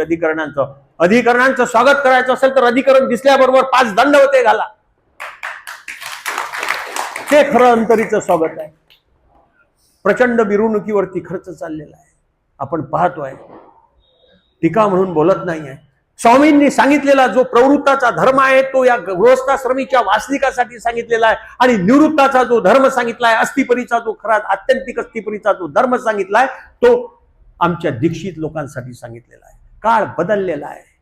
त्या काळाच्या मुळे जर आपण पॅरामीटर्स आपल्याला लावलं तर आपणही आपला गृहस्थाश्रमीचा धर्म आचरत असताना आपणही आचरू शकत नाही. आणि आमचे जे काही भिक्षुक आहेत, संत महात्मे आहेत, तेही वापरू शकत नाही. त्या काळामध्ये इतक्या साधनांची लयलूट नव्हती, आता साधनांची प्रचंड लयलूट आहे. आणि या सगळ्या याच्यामुळे जे काही बुद्धी जाड्य येते आणि त्या बुद्धी जाड्यातून जो परमेश्वर जो हृदयगाम्य व्हायला पाहिजे, अंतर्गाम्य व्हायला पाहिजे, या भौतिक साधनांच्या याच्यामुळे तो झाकोळला जातोय. प्रचंड चाललेला आहे. मिरवणूक चालली आहे, मिरवणुकीवरती प्रचंड खर्च होतोय. आपले कार्यक्रम आपण साध्या पद्धतीने केले पाहिजे. सगळ्यांनी एक ठरवण्याची पद्धत आहे. वास्तविकांनी खास करून त्याचा निर्णय घेण्याची गरज आहे. कर्मरहाटीच्या लोकांच्या माध्यमातून दैवरहाटी चालवल्या जात असते. आपण नाही चालवावी, कोणी चालवावी? त्यांच्याकडे काही शेती जमीन किंवा काही नसतात. काही अधिकाऱ्यांकडे किंवा त्या प्रतिष्ठानांकडे काही असतील जमीन एखाद्या मंदिराची किंवा काही मार्गाकडे, परंतु प्रत्येकाकडे नाही आहे. तो कर्मरहाटीच्या माणसांनीच तो दैवरहाटीच्या मार्गासाठी इनडायरेक्ट मदत केली पाहिजे. आपण जे काही गुरुजनांचं पूजन करतो ते द्रव्यानं करतो, ते केलंच पाहिजे, हरकतच नाही. कारण की आपण ते त्या व्यक्तीचं पूजन करत नाही, त्या देहाचं पूजन करत नाही. आपण ती ज्ञान नावाची जी वस्तू आहे, ज्ञान ही ईश्वराची वस्तू असेल, त्या ज्ञानाचं पूजन करतोय. ते जे 10 रुपये लावतोय, 100 आणि 500 रुपये लावण्याची गरज नाही आहे. आणि लोन काढून तर अजिबात धर्म करायचा नाही आहे. कर्ज काढा, लोन काढा, पंक्ती या अजिबात नाही. तुमच्याकडे जर लाख रुपयाचं उत्पन्न असेल वर्षाचं, नफा खर्च वजा जाता सगळं प्रपंचाचं भागून, तर त्यातले 10,000 मात्र धर्मकार्यासाठी काढले पाहिजे. म्हणजे जर आपण फक्त आपल्याच पोटाच्या पुरतं, आपल्याच मुलाबाळापुरतं पाहू तर हा धर्म कोणी चालवावा हा देखील भाग येतो. परंतु ज्याच्याकडे सामर्थ्य आहे त्याने आवर्जून धर्माला पैसे दिले पाहिजे, काही हरकत नाही. पण ज्याच्याकडे पैसे नाही त्याच्याकडे काय, आज याच्यामध्ये होते की याने 500ची पूजा केली, त्याने 100ची पूजा केली, त्याने अष्टांग पूजा केली. एकदाच पूजा करा, 10चीच नोट लावा कपाळी, नसंत सुपारी द्या, चालते, बिघडत नाही आहे. तुमचा भाव तुमच्यातर्फी एकतर्फी तुमचा ठेवा, बाकीच्यांचं जाऊ द्या. ह्या सगळ्या गोष्टी ज्या आहे आपण विधी किंकर होत चाललेलो आहोत, प्रचंड विधी किंकर होत चाललेलो आहोत. आणि ह्याच्यामधून कर्मकांडांची प्रचंड प्रमाणात निर्मिती होते आहे. हे कर्मकांड येते, उद्या चालून पुढची जे पिढी येईल तेव्हा ते आपण पाहतोय की मिरवणुकीवरती प्रचंड खर्च होते आहे. परिषदेचा मी कार्यकर्ता आहे आणि मग मी आमच्या कार्यकारिणीमध्ये मी आवर्जून म्हणत असतो की बा खर्च कमी करा, जिथं छाटता येत असेल तो छाटा, खर्च कमी करा. दिखाऊपणाचा मार्ग नाही आहे हा, निवृत्ताचा मार्ग आहे. प्रवृत्ताचा मार्ग जरी स्वामींनी गृहस्थाश्रमी सांगितला असेल, पण हा गृहस्थाश्रमीचा जो कच्चा माल आहे तो पक्क्या मालाच्या रूपांतरात दीक्षित म्हणून पुढे येणार आहे. तेव्हा आपण जो हे खर्च आहेत हे काटछाट केले पाहिजे. तामझाम नको, धर्माच्या कामामध्ये तामझाम नको. भरपूर प्रचार झालेला आहे, चाललेला आहे प्रचार, होऊ दे प्रचार. शासनाने खूप भरपूर सहाय्य केलेलं आहे, होऊ दे. स्लो बट स्टेडी, स्वामींचंही काम स्लो बट स्टेडी होतं, हळूहळू होतं. आणि ते सगळं करत असतात. वेळ झालं का मला सांगा कसा? हा, घड्याळ आहे ना, मला सांगा, म्हणजे काही हे नाही त्याच्यामध्ये. हा, हो हो. तर या सगळ्या दृष्टीनं आपण पाहिलं पाहिजे की आपण कुणीकडे चाललो आहे. आणि याच्यातून प्रचंड जो खर्च होत आहे तो आपण टाळला पाहिजे. आणि परमेश्वराचं आपल्याला भजन पूजन करायचं आहे, ते आपण अंतर्मनामध्ये करण्याची गरज आहे. हे अधिकरणांनाही नको आहे, परंतु आपणच त्याच्यामध्ये पुढे पुढे जातो आहे. आता मागे कधी कुठेतरी एखादी याच्यावर पाहिलं, मला एकाने फोटो दाखवला, एका आमच्या बाबांना त्या घोड्यावरतीच बसवलेलं दिसलं. आता घोड्यावर बसणं काही चांगली गोष्ट नाही आहे. जुन्या जमान्यात लोक घोड्यावरती बसत होते तेव्हा वाहतुकीची साधनं नव्हती. पण मिरवणुकीच्या कामातून फार स्तोम वाजते आहे आणि धर्म झाकोळला जातो आहे. हे वाक्य माझं कधीच कोणाला पटणार नाही, पण हे वस्तुस्थिती आहे की आपल्या एका पक्षामध्ये आणि आपल्या वचन सूत्रामध्ये येतं की पाखीरला घोडा न पाहावा. संन्यासाने पाखीरला घोडा न पाहावा आणि आपण संन्यासालाच म्हणतो की तुम्ही घोड्यावर बसा, त्या घोड्याची व्यवस्था करतो. वास्तविक त्यांची इच्छा नसेल आणि त्या संन्यासीने जो आहे त्यांनीही बसावू नये त्या घोड्यावर, टाळलं पाहिजे. भटोबासांनी जसा स्वतःचा बाप काढला तसंच आपल्या आचरणाच्या अस्थिपरीतून जे काही होते आहे समाजामध्ये त्यातून वासनिकांनी शिकण्याची गरज आहे. आणि जे काही आमचे दीक्षित आहे त्यांनी देखील शिकण्याची गरज आहे. माझं हे विधान काही लोकांना पटणार नाही, परंतु आपला धर्म या सगळ्या बाह्य वस्तूमध्ये जर झाकोळल्या गेला तर पुढच्या पिढीला, लहान मुलांना असं वाटेल की बाबांची अशीच मिरवणूक काढली पाहिजे, तामझामाची, असाच खर्च केला पाहिजे, अशाच प्रकारचं डीजे लावून मी प्रचंड नाचलो पाहिजे. आणि त्या नाचण्यातून येत असताना पुढच्या पिढीमध्ये कदाचित त्याच्यामध्ये पुढच्या काळामध्ये आणखीनही जे आपण सेवन करू नये ते सेवन करून डान्स करण्याची पद्धती पुढच्या काळामध्ये निर्माण होऊ शकते, आपण पाहतोय. या सगळ्या दृष्टीनं आपल्याला आपला धर्म जर काढायचा असेल तर तो गृहस्थाश्रमीच्या माणसानं आपल्या नातवांना, आपल्या मुलांना सांगितलं पाहिजे. आणि म्हणून त्याची सुरुवात आपण आपल्यापासून करण्याची अत्यंत गरज आहे. आणि विधी भावातीत होवावे, भावातीत होवावे. विधी जे आहे, जे आपण करतो आहे त्याच्या अतीत व्हायचं आहे. विधी भावातीत होवावे. जो भाव आहे त्याच्या पलीकडे जाऊन परमेश्वर तुम्हाला करायचा आहे. असं नाही करायचं आहे की माझ्याकडे हे नाही आणि हे सुटलं आणि हे राहिलं आणि मनातच त्याचा हे राग करून घ्यायचा. मग भटोबासांनी त्यांच्या मनामध्ये असणारी जी काही एक दुःखदायक अशा प्रकारची घटना होती, गोष्ट होती की माझ्याजवळ साधन नाही आहे, ते स्वामींनी त्यांच्या मनातून काढलं आणि त्यांना स्मरणाचा मार्ग दिला, आठवणीचा मार्ग दिला. म्हणजे या पद्धतीनं खऱ्या अर्थानं ज्या ज्या काही लीळा येतात, ज्या ज्या स्मृती येतात त्या आपण पाहिल्या पाहिजे. आणि आपण अधिकरणांचा आदर करण्याची अत्यंत नितांत गरज आहे. पाहतोय आपण की याच्यामध्ये ती स्मृती येते. रूपदेवबा आहे, महादेवबा आहे, पंगत बसलेली आहे, भटोबास असे आहे आणि केशवबास असे आहेत. तर ते रूपदेवबा आहेत ते सिनियर आहेत आणि महादेवबा आहेत ते नवीन आहेत. ते त्यांच्या आधी पात्रावडीवर इकडे येऊन बसतात. तेव्हा केशवबासांना ते पटत नाहीत की ते वयोवृद्ध आहेत, तपोवृद्ध आहेत. तेव्हा केशवबास त्यांना, महादेवबांना म्हणतात, तुम्ही इथून उठा, पहिरा बैसा, जा उठा इथून, पहिरा बसा. ते हिमट तोंड करून बाहेर पडतात, त्या पंक्तीतून उठतात. भटोबास पाहून राहिलेले आहेत. तेव्हा भटोबास त्यांना म्हणतात की तू ऐसे हिमट तोंड का करीतीस. महादेवबांना म्हणतात की तू ऐसे हिम्मत म्हणजे तुझं असं जे काही तोंड पडलेलं आहे, केशवबासांनी उठून दिलेला आहे, रंग पडलेला आहे त्यांच्या चेहऱ्यांचा, अपमान झालेला आहे त्यांचा, हिम्मत तोंड का करीतीस. आणि तेव्हा म्हणतात की तुला जर असं करायचं असेल तर तू आधी भिक्षा का न केली. वृद्धानुक्रमे वर्तावे, वृद्धानुक्रमे आपण वर्तलं पाहिजे. म्हणजे ते तुझ्यापेक्षा वृद्ध आहेत, ज्ञानवृद्ध आहे, वयोवृद्ध आहे, तुझ्या आधी त्याची दीक्षा झालेली आहे आणि तू कसा काय त्यांच्या पत्रावडीच्या आधी बसला पाहिजे. हा काही वर्गवाद नाही आहे, हे आदराचं स्थान दिलेलं आहे. म्हणून जेव्हा आपण सभागृहामध्ये एखाद्या ठिकाणी कार्यक्रम होत असताना आपण जे काही भिक्षुक असतात त्यांच्या मागे बसलं पाहिजे. हे पथ्य आपण पाळलं पाहिजे. 4 पावलं ते आपल्यापेक्षा पुढे आहेत, मुद्दा लक्षात घ्या. 4 पावलं आपण त्यांच्या मागे आहोत. त्याच्यामुळं जे काही समोर बसणारे असतात भिक्षुक लोक, त्यांचा मान पहिला आहे. तो याच्यासाठी आहे की त्यांनी अनुसरण घेतलेलं आहे, अनुसरल्याचा देव आहे. आणि म्हणूनच अशा पद्धतीनं हे सगळं करत असताना आपल्या असं लक्षात येईल की लाहीभट आलेले आहेत. आणि लाहीभट म्हणतात की जी मला तुम्ही काहीतरी निरूपावे, जी गोसावी मज काही निरूपावे. तेव्हा स्वामी म्हणतात आहे ते विसरा, तुमच्याकडे जे काही आहे ते विसरून जा, मग मी तुम्हाला निरूपण करतो. तेव्हा लाहीभट पहा कसे आहेत.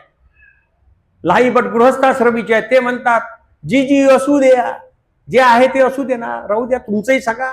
आणि हे आमच्याकडे जुनं जे आहे इकडचं वैदिकातलं देवतेचं तेही असू द्या, असू द्या. तेव्हा स्वामी म्हणतात नाही, असू द्या का, असं कसं असू द्या. बिढारावरी काही बिढारू असे, म्हणजे एका घरात काही, घरावर घर काही असं 4-5 जण 2 काही राहू शकतात का एका घरात? एका छोट्याशा खोलीत काही 2 बिढार राहू शकते का? बिढारावरी काही बिढार असे म्हणजे त्याच्यावरती लाईभट प्रतिवाद करतात. का नसायची? असू शकते, बिढारावरी बिढार असू शकते, काही हरकत नाही, असू द्या. नाही, जेथे म्हातारीची एकी बिढार असे तिथे नित्यमंत रायाचे बिढार ये, त्या ती नेनो नये. म्हणजे एक म्हातारीचं बिराड आहे आणि तिथं त्या देशाचा, त्या राज्याचा प्रमुख आलेला आहे राजा, त्याचं बिढार. पण त्या खोलीतून, त्या बिढारातून त्या म्हातारीला तो नित्यमंत जो राजा आहे तो काढू शकत नाही. राजा जरी असला तरी काढू शकत नाही, तैसी व्यवस्था नसे.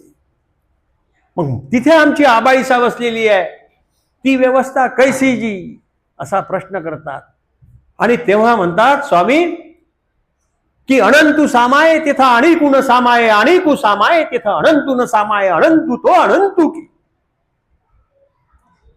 एका म्यानात 2 तलवारी राहू नाही शकत.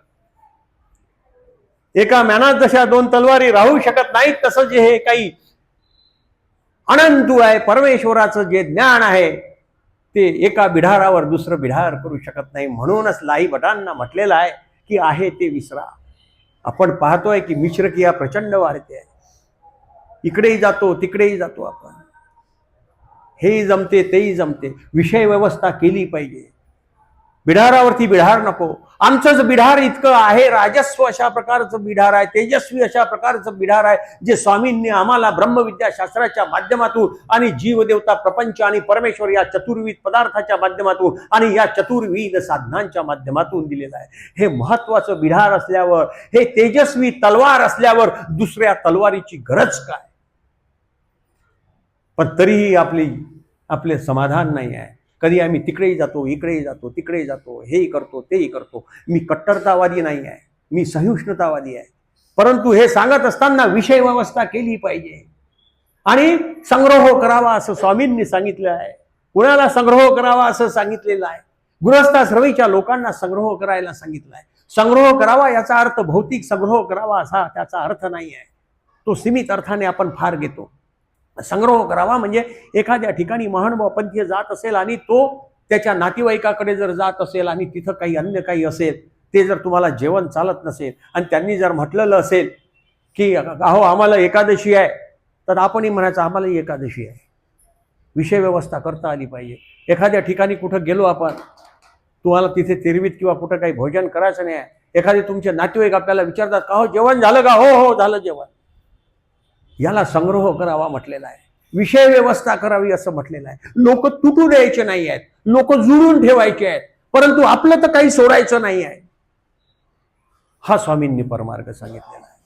आपल्याला आकसाचा परमार्ग सांगितलेला नाही. आमचं तत्वज्ञान ते आपल्याला माहिती आहे, ते दुसऱ्याला उगाळून सांगण्यात फार अर्थ नाही आहे. स्वामींनी सांगितलेलं आहे, गृहस्थाश्रमीच्याही लोकांना सगळ्यांनाच सांगितलेलं आहे की अर्थाप्रती बोलावे, नाहीतर दोन्ही ओठात टाळे लावावे. अर्थाप्रती बोलावे असं सांगितलेलं आहे.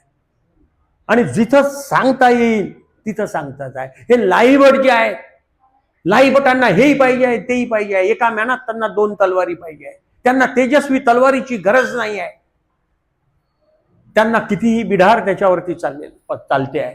तर तेव्हा अशा दृष्टीनं पाहत असताना आपण लक्षात घेतलं पाहिजे की माझा धर्म सिद्धीस नेत असताना त्याच्यामध्ये येणारे जे अडथळे आहेत त्याची विषय व्यवस्था केली पाहिजे. महादाईसाबाई सातत्याने पुराण ऐकायला जात असत आणि स्वामींजवळ येऊन त्या पुराणातल्या ज्या काही गोष्टी आहेत त्याची शहनिशा करून घेत असत, त्याची पडताळणी करून घेत असत. आणि ती पडताळणी करून घेत असताना महादाईसाबाई विचारते, जी जी पुराण ऐकू ये जी. तेव्हा आमचे स्वामी म्हणतात की जो विषय व्यवस्था करू जाणे ते अशी ऐकू ये बाई. जो विषय व्यवस्था करू जाणतो त्याला पुराणही ऐकू येतं. अशातला काही भाग नाही. आपल्याला आपल्या गावामध्ये वेगवेगळ्या ठिकाणी आपल्या कॉलनीमध्ये वेगवेगळ्या धर्मपंथाची मंडळी असतात, तिथेही आम्हाला काही दान दक्षिणा द्यावी लागते, दिली पाहिजे, काही बिघडत नाही. ठीक आहे, कृष्णार्पण करून दिलं पाहिजे. नाहीतर आपण समाजात आपलं स्थान राहत नाही, म्हणजे आपण तुटत जातो. तेव्हा ही विषय व्यवस्था आहे. ही विषय व्यवस्था आपल्याला आपल्या गृहस्थाश्रमी करता आली पाहिजे. माझं आपलं काही सोडायचं नाही आहे. आपलं जे काही तत्व आहे ते सोडायचं नाही आहे. दुसऱ्याचं जे काय आहे त्याचाही आदर ठेवायचा आहे. माझं काही भंगू द्यायचं नाही आणि दुसऱ्याचं जे आहे त्याचा तिरस्कारही करायचा नाही. अशा प्रकारचा मध्यम मार्ग जो आहे, जो समन्वयाचा मार्ग जो आहे, तो संग्रह करावा म्हणून स्वामींनी आमच्या गृहस्थाश्रमीच्या लोकांना सांगितलेला आहे. हा अत्यंत महत्वाचा भाग आहे. आणि हा संग्रह किंवा या भावातीत होऊन पुढे आपल्याला जाण्याची नितांत गरज आहे. एकूणच आपण ठरवलं पाहिजे की हा आपला जो पंथ आहे, जो जे काही साधन आहेत ती चेतन साधन आहेत. भिक्षुक आणि वासनिक हे चेतन साधन आहेत आणि दोन जड साधन आहेत. दोन साधनं आहेत ते आपल्याला जे काही आहे आपल्याला ऊर्जा प्रदान करून देत असतात, जड साधनं. परंतु चेतन साधनांचं जे काही आहे ते मनबुद्धीने विचार करून चेतन साधनांनी ठरवण्याची आज एक गरज आहे की हा आमचा प्रवृत्तीचा पंथ आहे की निवृत्तीचा पंथ आहे. प्रचंड स्तोम असते आहे तेव्हा हा आमचा आत्यंतिक अशा प्रकारचा निवृत्तीचा पंथ आहे. आणि निवृत्तीचा पंथ असताना साधनांची काही गरज पडते, ती साधनं आपण वापरली पाहिजे. पण त्याचा बडेजावपणा, त्याचं स्तोम जे येतं त्यानं आपला धर्म झाकळून जातो. त्याच्यातून निर्माण होणारी जी कर्मकांडांची परंपरा आहे ती परत आपल्याला स्वामींच्या काळातल्या कर्मकांडांकडे घेऊन जाताना दिसते. हे सगळं आपण लक्षात ठेवण्याची गरज आहे. गृहस्थाश्रमी धर्म काढता येत नाही अशातला भाग नाही. जे आज आपण पाहतो की जे दीक्षित लोक आहेत हे कुठून आलेला आहे? जो कच्च्या मालाचं पक्क्या मालात रूपांतर झालेला आहे. आपण कच्चा माल आवाज आपला जर कच्चा माल जर कच्चा इथंच ठिसूळ राहिला, कच्चा राहिला, आपण जर इथेच थोडीफार स्वभावाला मात्रा दिली नाही किंवा आणखीन जे काही आहे विकार विकल्प शून्य जे सांगितलेलं आहे, कठीण गोष्टी आहे. अस्तिपरी समजण्यासाठी आचरणासाठी तर प्रचंड कठीण आहे. अस्तिपरी स्वामींनी सांगितलेले की विकार विकल्प शून्य. विकार जो आहे तो इंद्रियाचा धर्म आहे. आपण समजून घेतलं पाहिजे. मनुष्याला 5 जे काही पंचेंद्रिय आहे आणि जे काही 5 कर्मेंद्रिय आहे आणि 4 बुद्धी चातुष्ट आहे, हे 4 माणसाचे जे आहेत हे मित्रही आहे वैरीही आहे. 14ची लिस्ट मी तुमच्या समोर ठेवलेली आहे. कान, नाक, त्वचा, डोळा आणि हे जे काही आहे हे पंचेंद्रिय आणि त्याच्यातून विकाराची निर्मिती होते. विकार हा जो आहे हा इंद्रियाचा धर्म आहे. तो शरीराशी संबंधित आहे. शरीरावरती हे इंद्रिय आहेत आणि मन जे आहे ते विकल्पाशी संबंधित आहे. विकार आणि विकल्पाचा समन्वय आपल्याला साधता आला पाहिजे. म्हणून आपल्या प्रपंचात गृहस्थाश्रमी असणाऱ्या पुरुषाने स्त्रीने आपण जे आहे उल्लेख जड चेतन पदार्थाचे टाळण्याची प्रचंड गरज आहे. प्रदूषणाचा प्रचंड काळ आहे. एका क्लिकवरती आपल्यासमोर सगळं काही जग आपल्या पुढ्यात येऊ शकतं. तेव्हा आपल्याला काय चांगलं पाहायचं आहे, काय चांगलं ऐकायचं आहे, याचं जे तारतम्य आहे ते विकार विकल्प शून्य. याच्या निमित्तानं सर्वज्ञ श्री चक्रधर स्वामींनी शारीरिक आणि मानसिक पातळीवरती सायकोफिजिओ अशा पद्धतीनं सांगितलं आहे.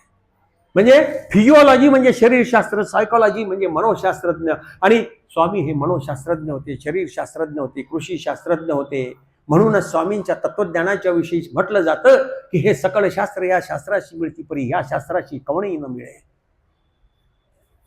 सगळं स्वामींनी सांगून ठेवलेलं आहे. विकार विकल्प शून्य सांगितलं आहे. विकार विकल्प शून्य माणूस होऊ शकणार नाही. त्याच्या दृष्टीनं आपण गृहस्थाश्रमी थोडा प्रयत्न केला पाहिजे. माझे जे काही पंचेंद्रिय आहेत ते मला जे आहेत त्याच्यावरती आपण थोडंसं नियंत्रण ठेवलं पाहिजे, कंट्रोल ठेवलं पाहिजे. डोळ्याने मी चांगलं पाहिलं पाहिजे. वाईट जे असेल ज्याच्यातून माझ्या वासना निर्माण होतील त्या वासना निर्माण होणार नाही त्याच्यासाठीच मी काही नियोजन केलं पाहिजे. माझ्या जिभे आणि त्याच्यामध्ये पंचेंद्रियामध्ये जिव्हा जी आहे हा राजा सांगितलेला आहे. जिव्हा राजा आहे. ज्यानं जिभेवर ताबा ठेवला, 2 गोष्टीनं जिभेवर ताबा ठेवावं लागते. जर माणसानं जिभेवर 2 गोष्टीनं जर ताबा ठेवला नाही तर होत्याचं नव्हतं कसं होते हे आपण अनेक उदाहरण याच्यावरून पाहतोय. आपल्या अवतीभोवती वर्तमानपत्रामध्ये आणि TV चॅनलमध्ये आपण रोजच्या बातम्या पाहतोय. जीभ ही अत्यंत महत्वाची आहे. लहान मुलांनी देखील ऐकून घ्या. लहान मुलांसाठी नाही हा विषय, परंतु जिव्हा जी आहे ही रसना आहे आणि त्या जिवेच्या माध्यमातून जर आपण थोडंसं जे अन्नपदार्थ घेतो त्याच्यावर जर नियंत्रण ठेवलं आणि दुसरं जिभेवर नियंत्रण ठेवायचं बोलण्यासाठी, नाहीतर लावली जीभ टाळूला आणि पाहिजे ते बोलून घे दुसऱ्याला. मन दुखवल्यानं काय होतं? हिंसा पाप पापातव नरक. स्वामींनी फक्त एका हिंसेची शारीरिक हिंसेची गोष्ट नाही केलेली आहे. स्वामींनी 3 पातळीवरची हिंसा सांगितलेली आहे आणि मनोकायिक पातळीवरती सांगितलेली आहे. मनाच्या पातळीवर जाऊन सांगितलेली आहे, शरीराच्या पातळीवर जाऊन सांगितलेली आहे. हे विकार विकल्पाचं जे शास्त्र आहे हे सायन्स आहे, विज्ञान आहे. सायन्सने आता त्याचा शोध लावला. आमचे जे शास्त्रज्ञ आहेत ते आता त्याच्यावरती स्पष्टीकरण देत आहेत. आता त्याच्यावरती संशोधन आतून काही निष्कर्ष बाहेर येत आहेत. परंतु आमच्या स्वामींनी या विकार विकल्पाचं जे नियोजन आहे तेव्हाच करायला सांगितलेलं आहे. मनाचं नियोजन करायला सांगितलेलं आहे. मन आमचं कधी भ्रमिष्ट होणार नाही आणि कुठल्या वाईट गोष्टीकडे जाणार नाही, वासनेकडे जाणार नाही आणि त्याच्यातून माझं चरित्र काळीमा फासेल अशा कृतीकडे जाणार नाही. हे आपण जे काही आहे ते पाहिलं पाहिजे. या विकार विकल्पाचा प्रचंड अशा प्रकारचा असतो अलीकडच्या या प्रदूषणाच्या काळामध्ये आपण वाचलं पाहिजे. आणि हे वाचायचं असेल तर स्वामींचं जे ब्रह्मविद्या शास्त्र आहे ते आपण अंगीकारण्याची प्रचंड गरज आहे. आपण पाहतोय की आज जे नाही ते उपलब्ध आहे. आपण सुरुवात आपल्यापासून केली पाहिजे.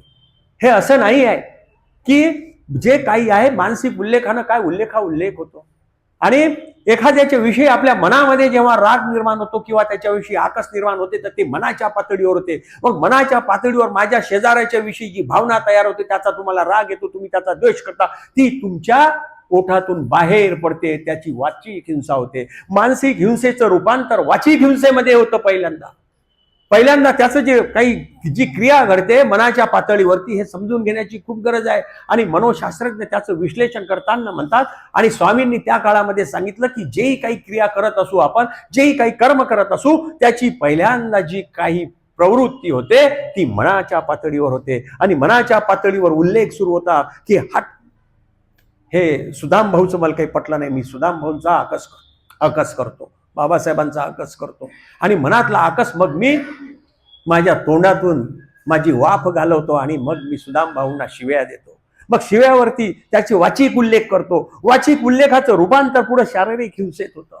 हे जी काही याची कार्यकारण स्वरूप आणि लक्षणं जे आहे ते मनोपातळीवरती सर्वज्ञ श्री चक्रधर स्वामींनी आपल्याला सांगितलेले आहे. आणि विकार विकल्प शून्य होण्यासाठीचं जे काही एक महत्वाचं जे काही तत्वज्ञान आपल्याला सांगितलेलं आहे, स्वभावाला मात्रा देऊन आपण हे जे 14 वैरी आहे हळूहळू गृहस्थाश्रमातून आपल्याला मात्रा देऊ कसं करता येईल, आणि माझा जो काही गृहस्थाश्रमीचा जो धर्म आहे तो सिद्धीस कसा जाईल, आणि या धर्मातून सिद्धीस जाऊन मी माझ्या गृहस्थाश्रमातून मी आमच्या संन्यासाश्रमाकडे कसा वाटचाल करेल, याचं जे काही शिक्षण स्वामींनी आम्हाला दिलेलं आहे, आमच्या गोविंद प्रभूंनी त्यांच्या आचरणातून दिलेलं आहे, आमच्या पंचअवतारांनी आलेलं आहे, आमच्या पक्षकारांनी वेगवेगळ्या पक्षातून त्याची मांडणी केलेली आहे. परंतु आपलं काय होते आता, आपल्याला वाचनालाच वेळ नाही, कुणालाच वाचनाला वेळ नाही. अहो, स्वामींनी आमच्या याच्यामध्ये शास्त्रामध्ये सांगितलं आहे की घोकत विद्या खोदत पाणी, कुणाला वेळ नाही आहे, फक्त चाललेलं आहे दत्तपारायण चाललेलं आहे. अहो, सूत्रपाठाचं पारायण करा, ते जे काही गुरुमुखातून येणारं ते काही आहे ते समजून घ्या.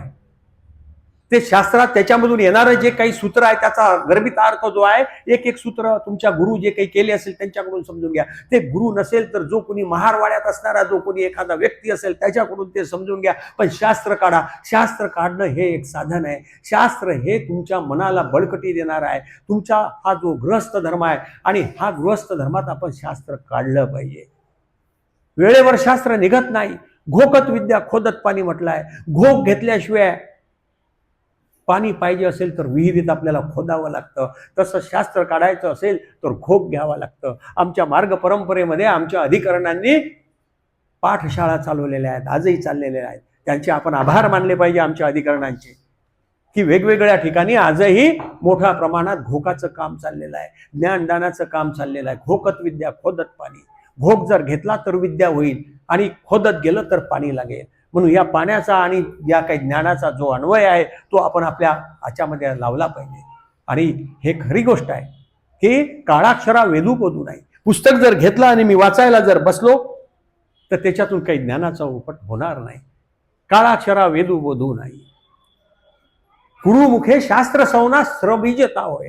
गुरुमुखातून जर घेतलं तर ते जे काही शास्त्र आहे त्याचा उमट होतो. त्याचं जे काही श्रवण आहे ते खऱ्या अर्थानं त्याला फळून फुलून एक त्याला काही नवीन पालवी फुटते त्या शास्त्राला. म्हणून गुरुमुखातून आपण घेतलं पाहिजे. गुरुमुखासाठी नुसतं असं नाही आहे की अधिकरणच पाहिजे किंवा एखादे दीक्षित असतील तेच पाहिजे. जो एखादा तुमच्या गावामध्ये असणारा जो ज्ञानवंत वास्तविक असेल त्याच्यापासूनही ते गुरुमुखच आहे. गुरुमुखे शास्त्र सवना सबीजता आहे. जिथं शास्त्राचे मुख तिथं अभ्यासी जे चर्चिते, त्याच्याशी चर्चा करायची आहे, त्यांच्याशी चर्चा विनिमय करून शास्त्र तुम्ही काढून घ्यायचं आहे. अशा पद्धतीचं हे आपल्या परंपरेनं येणारं जे आहे ते आपण कुठेही दवडता कामा नये. आपण सूत्रपाठ वाचला पाहिजे. त्या सूत्रपाठाच्या ह्याच्यातून एक एक ते समजून घेतलं पाहिजे. आचारस्थळ स्थळाच्या पोथ्या वाचल्या पाहिजे. स्थळ म्हणजे ज्ञान.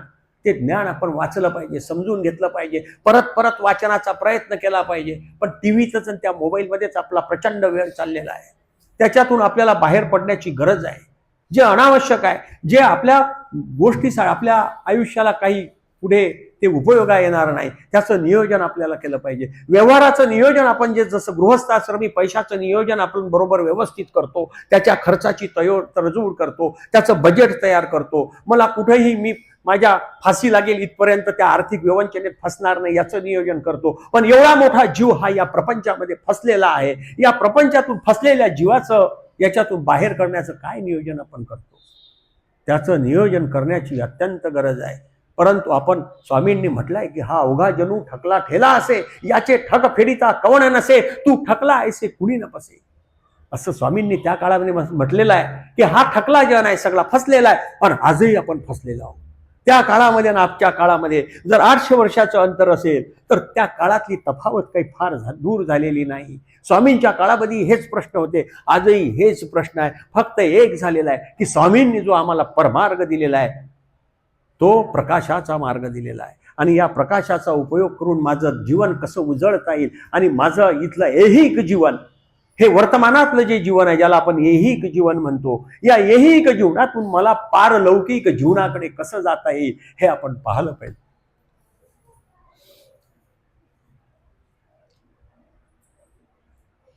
प्रत्येकानं मरणाची शिदोरी बांधली पाहिजे. आपण प्रवासात जातो, शिदोरी बांधतो. या जन्मानंतर माझा परत जन्म आहे, मी कुठल्या तरी त्या योनींमध्ये जाईन. 60 लक्षाचे जे काही आहेत नरक सांगितलेले आहेत, तेव्हा मरणाची शिदोरी जीवन जगता जगता आपल्याला बांधता आली पाहिजे. ते गृहस्थाश्रमीही बांधता येते. आपलं बरोबर वेळेचं नियोजन करा. स्वयंपाकाचं महिलांनी नियोजन करा. स्वयंपाक करता करता स्मरण करा. एखादं काहीतरी तिथे लावून द्या आणि मग स्वयंपाक करा. आणि त्या स्वयंपाकाला वेगळी रुची. काम करता करता मुखामध्ये पहिल्यांदा आपल्याला नाम येत नसेल तर गाठीचा उपयोग करा. ऑटोमॅटिक पुढे पुढे हळूहळू नाम येत राहील. निदान आपल्या 20-25 गाठ्या रोजच्या झाल्या पाहिजेत. 5-10 गाठ्या तरी झाल्या पाहिजेत. आणि कमीत कमी 2 तासाचं तरी वाचन झालंच पाहिजे. आजचा संकल्प करा. 2 तासाचं माझं वाचन झालं पाहिजे. सोपं सोपं मी वाचेल. सोपं सोपं वाचेल. पहिल्यांदा जे समजलं नाही ते माझ्यामध्ये असणारा जो कोणी नामधारक वास्तविक असेल, जो ज्ञानवंत बोधवंत असेल, त्याच्यापासून मी समजून घेईल. समजून घेण्यामध्ये काहीही कमीपणा नाही आहे. आपण चुकत का होईना, पळत झडत का होईना, ठेच लागत का होईना, उठून उभं झालं पाहिजे. आणि उठून उभे वाहण्याचा हा धर्म आहे. म्हणून आपण मरणाची शिदोरी बांधूया, एवढाच संकल्प करूया. बोलण्यासारखं खूप काही आहे आणि वेळीची वेळ झालेली आहे. अन्नदाते आहेत, त्यांनी दिलेलं आहे. कुणाचं आहे अन्नदान?